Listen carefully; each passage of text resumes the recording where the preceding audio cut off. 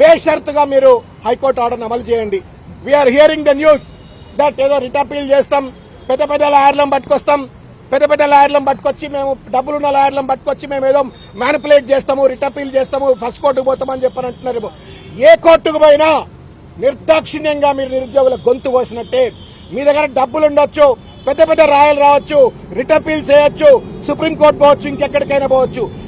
మీరు వేసే ప్రతి అడుగు తెలంగాణ నిరుద్యోగ విద్యార్థుల యొక్క భవిష్యత్తును సర్వనాశనం చేసినట్టే, కాల రాసినట్టే అనే విషయాన్ని రేవంత్ రెడ్డి గారు టీజీపీఎస్సీ తెలుసుకోవాలని చెప్పని హుందాతనం ఉండాలా.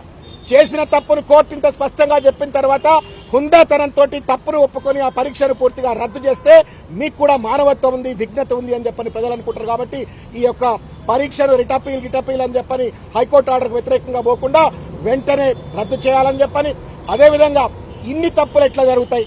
There is an IAS officer sitting there. ఆయన ఒక చైర్మన్, ఆయన కింద ఇంకొక సెక్రటరీ ఉంది, ఆమె ఐఏఎస్ ఆఫీసర్, ఇంతమంది అధికారులు ఉన్నారు. ఇంతమంది ఉండగా ఇన్ని లోపభూయిష్టంగా ఎగ్జామ్ ఎట్లా నిర్వహిస్తారు? ఇన్ని లక్షల మంది జీవితాలతో ఎట్లా చెలగాటమాడతారు? అంటే తప్పనిసరిగా దీంట్లో ఉన్నటువంటి ఒక అవినీతి వెనక ఉన్నటువంటి ఒక పెద్దలు ఎవరు, తిమింగలాలు ఎవరు బయటికి రావాలా. వాళ్లపైన చర్యలు తీసుకోవాలంటే పూర్తి స్థాయిలో విచారణ జరపాలని చెప్పని కోరుతాం.